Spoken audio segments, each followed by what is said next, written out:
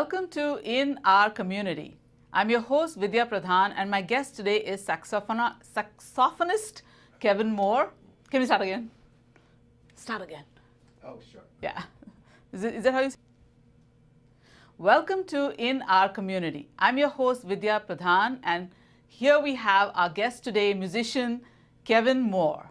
Kevin, take it away.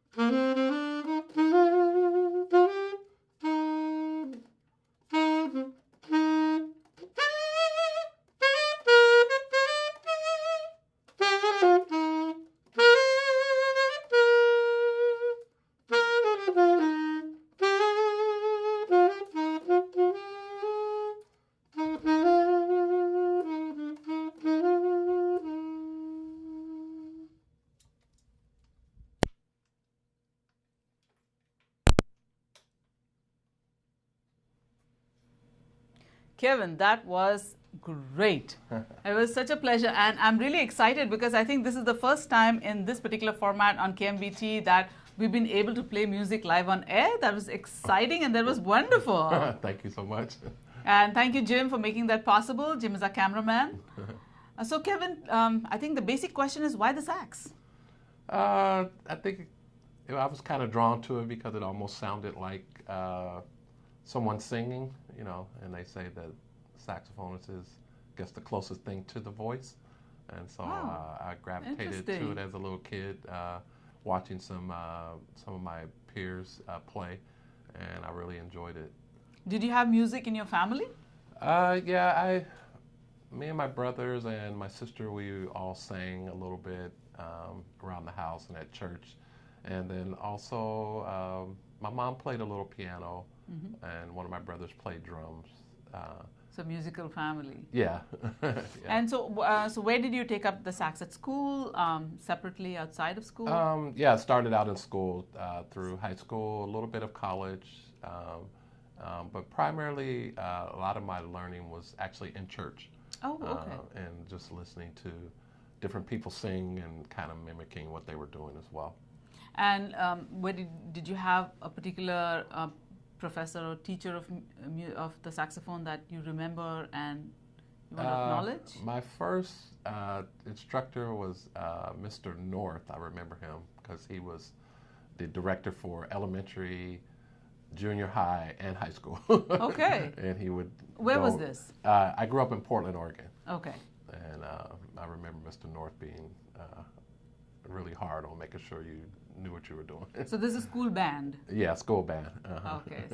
Oh, that must have been very interesting. And did you pursue music as a major in college, or did you do something else entirely? No, when I kind of just, music was kind of something I always loved to do, but I didn't really pursue it as a major.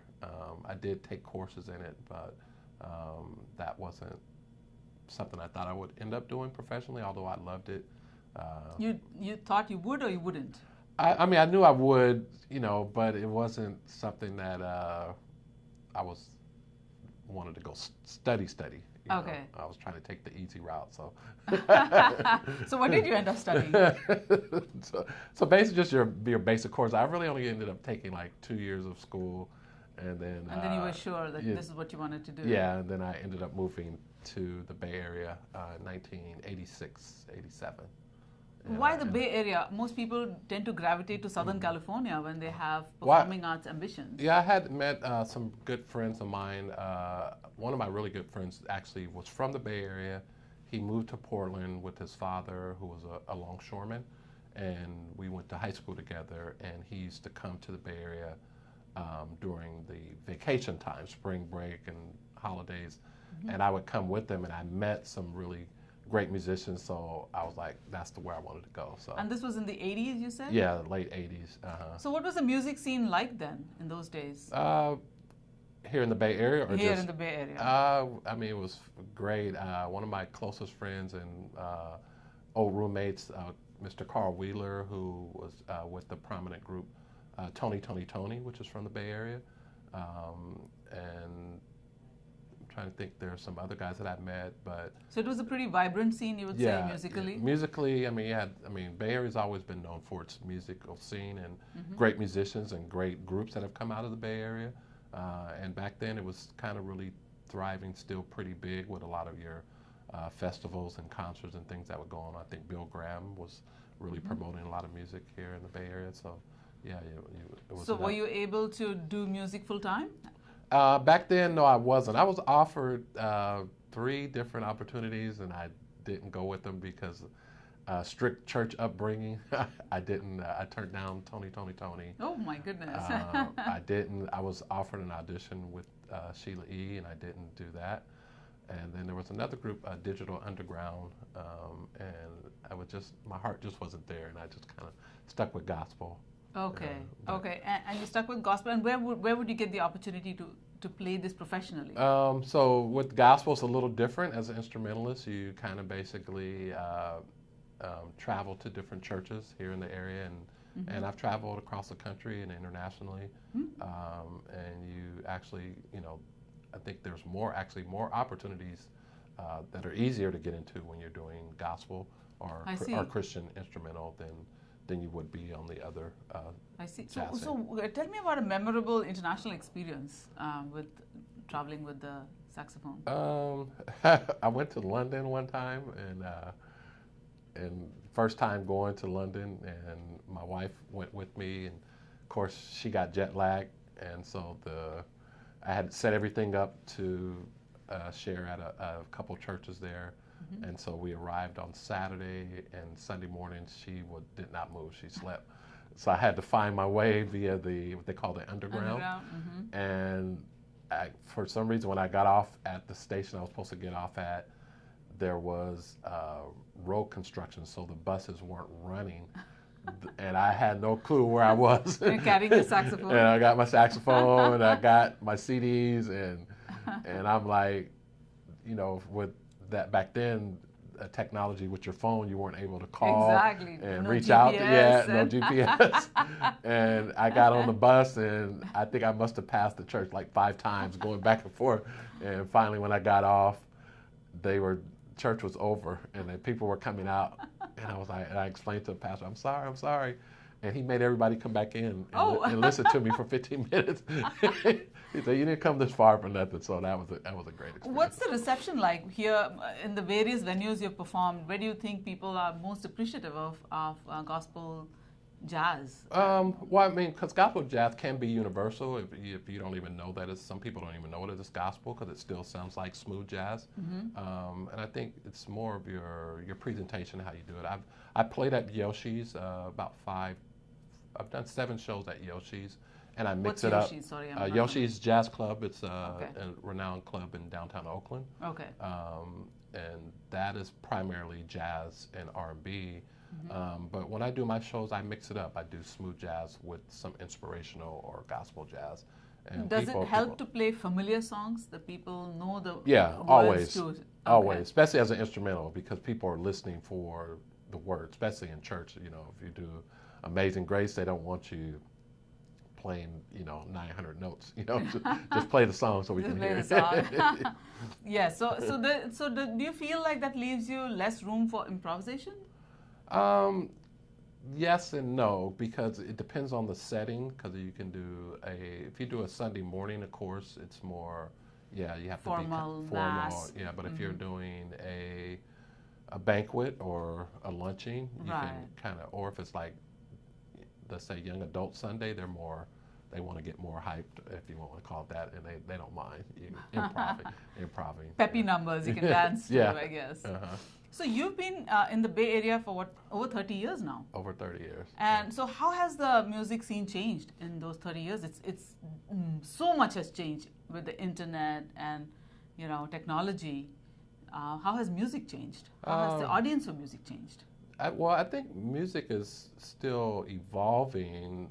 It is the venues that are available and the concerts and festivals are not like they used to be, and it's definitely a struggle for music or musicians as a whole. Just because of everything that's changing, and radio play. That's a big killer of a lot of music. Radio play, but radio would have been there in the 80s too, isn't it? Yeah. How is it different now? Well, radio play in the 80s and 70s, 80s, 90s, it definitely, artists were able to make a lot more money because of rotation. That was probably the premier way of getting your music played. But now radio is kind of, I don't want to say the word, but kind of monopolizes, gets controlled by one main hub, and they control all the main stations. So the format is what they say. You have to play your format. You can't go away. I think back in the 80s, DJs took a risk and played. If they heard an artist they liked, they just played it. Now you have to play what they tell you to play. Definitely, I think we were discussing this earlier, but the internet has led to the democratization of music. Anybody can get their sounds up in public. Yeah. So there's good to it and there's bad to it. The good thing is you can get your stuff out. The bad thing is you're competing with people from around the world. Yeah, around the world. And that must be really challenging as a musician because there's no curating done anymore. Yeah. Right? Well, I think what it does there, it hurts some musicians, and then I think it really helps some musicians like myself. You have to look at what's going on, and then you have to figure out a way, how can you re-evolve and make yourself different and separate from what everybody else is doing. So that I think has helped me to push myself a little bit further. And have a unique sound. That's key. Try not to sound like everybody else. Exactly. I mean, you have to stand out. And something that earlier perhaps the depth and quality could be judged by somebody who had a musical sense, but now is being judged in the court of public opinion. And I think that's challenging to all performing artists in some ways, isn't it? Because you have to, I hate to say this, almost appeal to the lowest common denominator. The biggest number of people. So do you feel like you've had to make some compromises in the way you play music or approach your music? I wouldn't say compromise for me. I think if you look at it, we all can make the same dish and feed it to the same person, and their taste buds are going to gravitate to one or the other. So a lot of times I don't look at it as trying to be competitive with someone else. I just know out of 1,000 people, you'll stand out. 400 are going to like me, or 100 is going to like me, 100 is going to like that person. Not that we're even better or not as good as the other, but it's just what people, I think that's the human touch in it. That because we don't exactly play like the next person. It's not a robot or a machine. Definitely. But do you feel like the audience for jazz is still as big as it used to be? Oh no, it's not. It's way, especially here on the West Coast, it's not what it used to be. It's.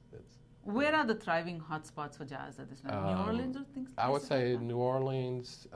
When I go to Texas, I mean, they love jazz. They love saxophone.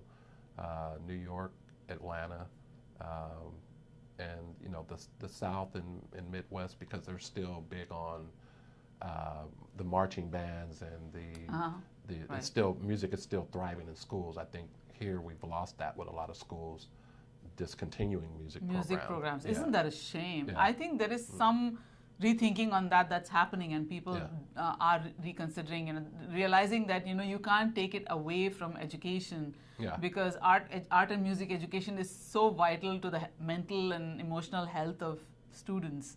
Right? It used to be almost a cliche that misfits used to go sort of gravitate to these places because there they could express themselves without judgment. You didn't have to be like everybody else. You didn't have to wear the same clothes or share the same interests. So I hope that makes a comeback, because that would be. So if that means that the jazz scene in the Bay Area has declined over the years, does that mean you travel a lot? Yeah, I travel. this is kind of the season now where I do a lot of stuff locally because of the holidays. But Right. normally the summertime, as an independent artist, I normally will go to a city or state and I will stay maybe a week or so, invest Okay. in that and kind of network and play in the different areas. Because when you hit like Texas or Atlanta or New York, you can be in different states and cities like within 30 minutes to an hour. Oh, so you Yeah. just pick a hub and then you keep gravitating Yeah. to these other little, Yeah. smaller population centers. Yeah, yeah. And so tell me, which one has surprised you by being really welcoming? I would say again Texas. Texas? yeah.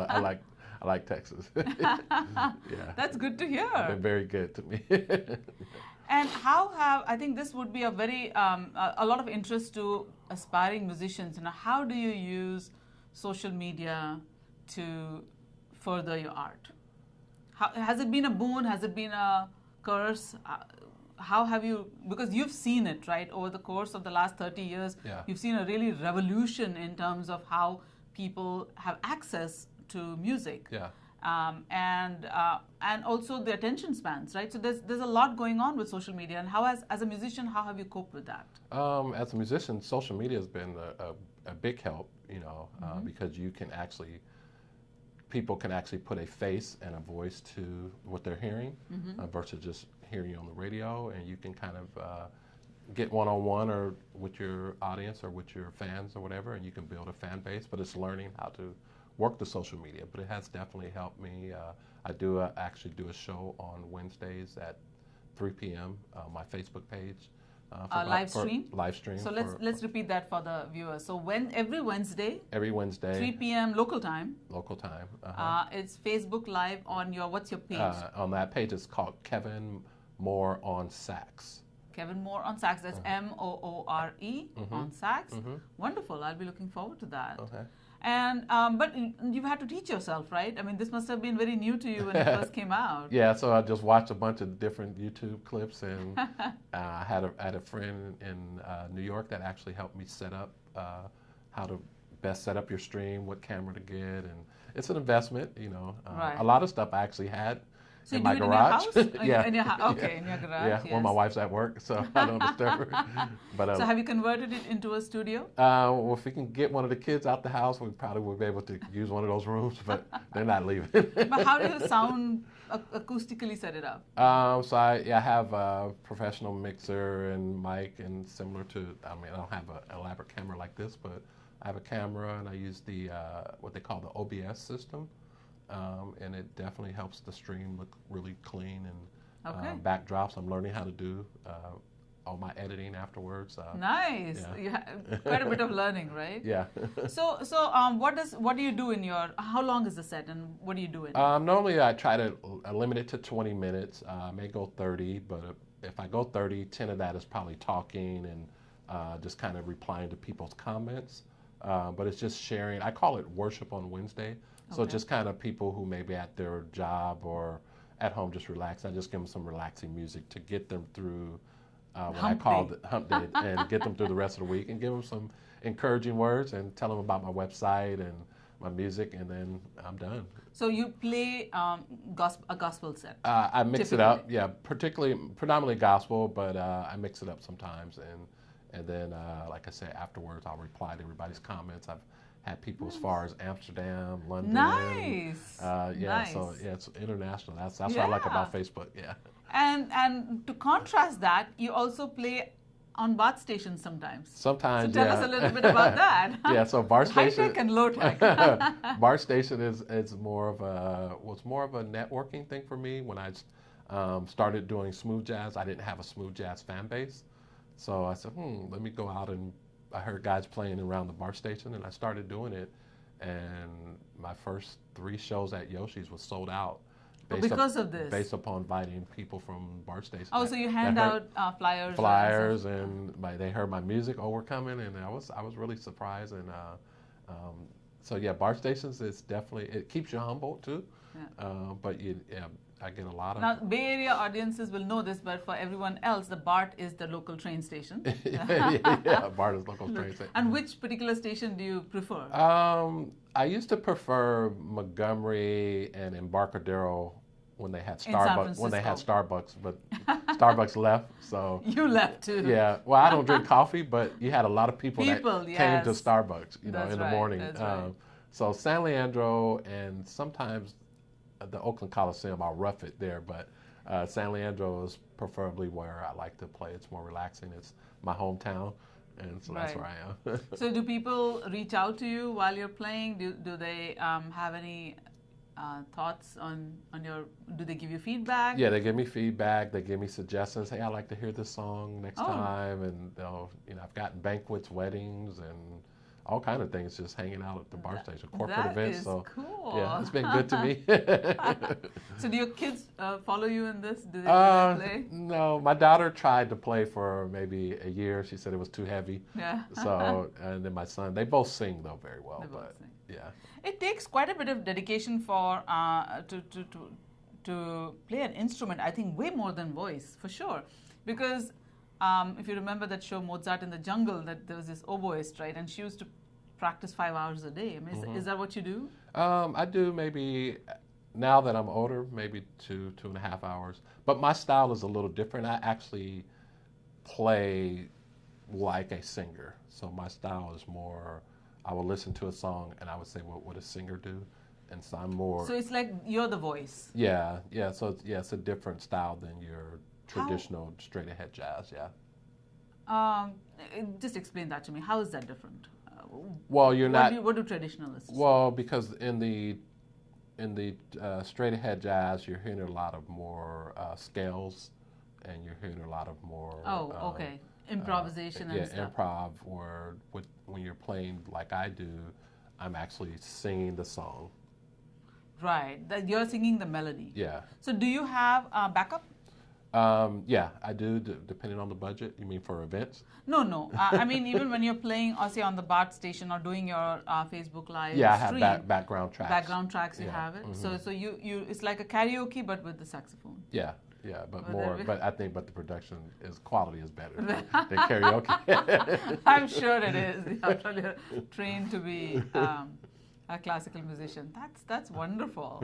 So if you had a youngster who was interested in taking up an instrument, would you recommend the saxophone? Oh, of course, yeah.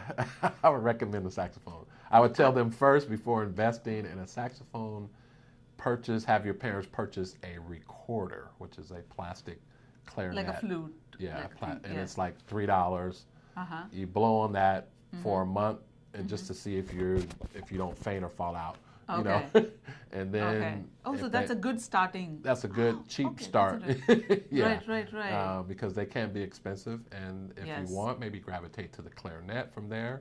Okay. And then the saxophone or Did the you flute. do that? No, I went from the Zero to saxophone. I actually didn't even have the recorder. We had when I was a kid, we had the little plastic machine guns that you squeeze and they make the machine gun noise. Yes. And it had broke, and I started using that like a kazoo.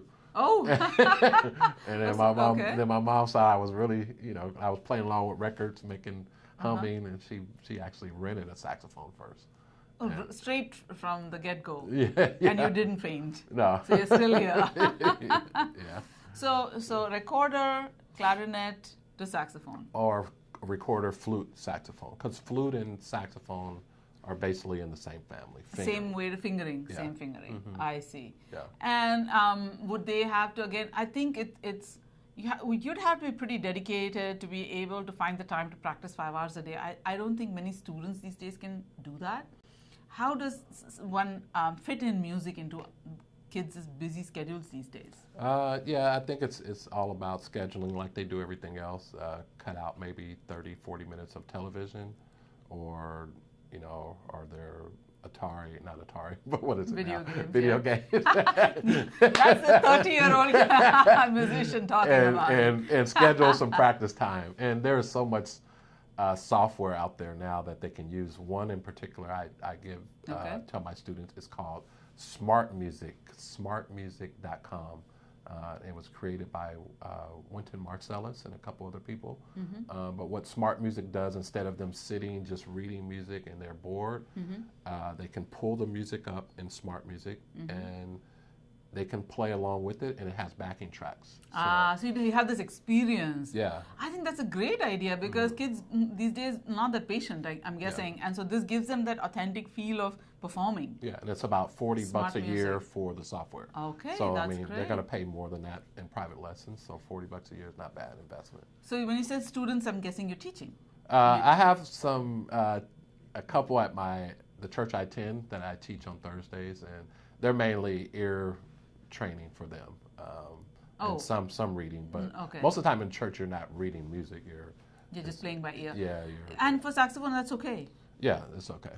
Oh, that's great, because I think that's a hurdle that many children are daunted by, not being able to sight read. Yeah, but you should read, because that's where the money is, and for studio work and other things. I see.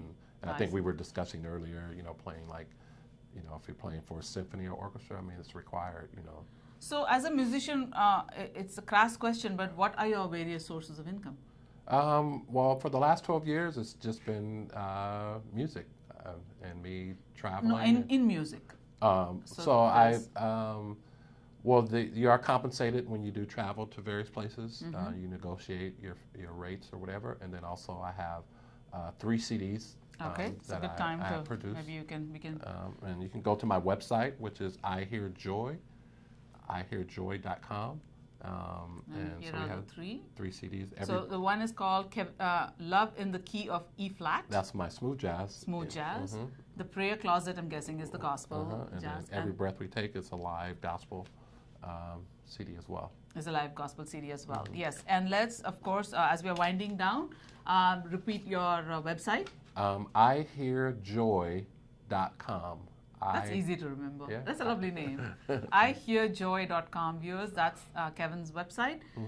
If you stumble on San Leandro Bath Station at some point in time, you could see him there. So thank you so much for being here. It was such a pleasure. I appreciate it. Thank you.